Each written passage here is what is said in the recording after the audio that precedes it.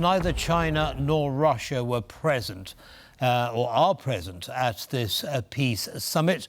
Russia wasn't invited and China refused to come as a result. In addition to that, Russia has put forward its own peace plan, which requires certain commitments from Ukraine, which it is unlikely Ukraine is going to accept. Now, to kind of explore what all of this means, I'm delighted to welcome our next guest, Mr. John E. Herbst. He's Senior Director of the Eurasia Center at the Atlantic Council and former U.S. Ambassador to Ukraine. Welcome, sir, to TVP World, and thank you for taking the time. Let's start with Russia not being invited. I mean, on the surface, it would seem that, how can you have peace talks without both parties being present?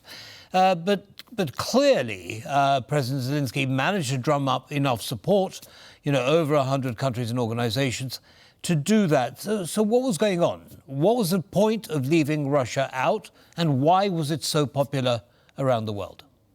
Well, I think Putin's so-called peace proposal makes it clear why Russia was left out. It wasn't a peace proposal at all. It was a diktat, a demand for Ukrainian surrender. Not only were they demanding that Ukraine hand over 4 oblasts of the country, which Russia only partly occupies, they were also demanding the demilitarization of Ukraine, the quote-unquote denazification of Ukraine, which means actually the de-Ukrainianization of Ukraine, and they demanded that Ukraine not join NATO. So they were demanding a completely defenseless Ukraine, giving up much of its territory to an aggressor, so Moscow could step further into Ukraine in the future. So those are no peace proposals at all. Those are demand for submission. And this event, the peace conference without Russia, demonstrates to the world that a large number of nations understand that Ukraine's fighting a just war against aggression. And this conference is designed to show how reasonable Ukraine's position actually is. Understood. So what's the outcome in tangible terms you think that President Zelensky is going for? I think it simply means less support, especially in the global south, for Putin's war of aggression. It's not decisive. The decisive outcome of this war will come from the aid the West supplies so that Ukraine could win on the battlefield. But this is very helpful in the political discussion about Moscow's aggression. Indeed. Now, you mentioned the global south. There are many countries represented which may perhaps raise some eyebrows, India being one of them. What do you make of that? Well, this demonstrates India's important and peculiar position. I mean, essentially, India has been a quasi-ally or a partner of Moscow going back to early Soviet days. And that continues right now, even though Moscow's greatest partner is China, which is in fact an enemy of India. So India's position in the world is sorting itself out. It is, a key member of the BRICS. Again, it's been a long-time partner of Russia, but deeply suspicious of Moscow's growing dependence on Beijing. Indeed. And now just briefly on China before I move on to another related topic. Now, China refused to come, is also denying that it is supporting Russia with technology which can be used for military purposes. What do you think China's long game is? Because they usually play the long game, don't they? Well, they play the long game as they see it, although Xi seems to be extremely short-sighted politician, making enemies for China around the world, especially in East Asia. But China's game is to support Russia, albeit without provoking the West to take strong measures against China.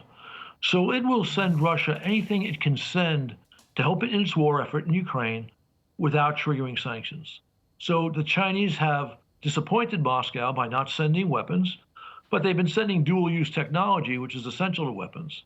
And maybe only if the United States and its allies and partners actually insist that China stop or face the threat of sanctions, will that stop. But in the case of the peace conference in Switzerland, I think Putin was disappointed that China did not provide more support when he met with Xi in the last few weeks. Again, they're not going to risk sanctions from us by sending weapons. So the Chinese made it their business to try to undermine this conference. So not only did China refuse to attend, but China was lobbying other countries to not attend with only partial success.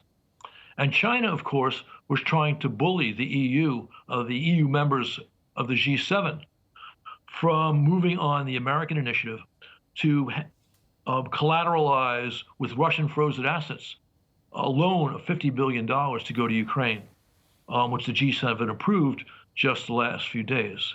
China worked hard against it and unsuccessfully. Indeed, that's true. Also, of course, we're learning that the G7 was not united on a number of issues regarding China, primarily the issue of tariffs. The U.S. tariff levels for Chinese imports was much higher and would actually have an impact on the Chinese economy, whereas Europe was undecided on what to do about those tariffs, and the levels that were proposed were unlikely to hinder China's economic progress. Do you think there's an opportunity there for the EU or for Europe and the US to come together on this? I suspect they will come to some form of compromise in the not too distant future. It's worth pointing out that no one before the United States no one in Western Europe identified China as a threat as recently as 5 or 6 years ago, when Trump began to go after Huawei. And even our very close allies, the Brits, were not going to go along. But over time, most of Europe has recognized, most of our allies in Europe have recognized that Huawei, in fact, is a security danger to them too.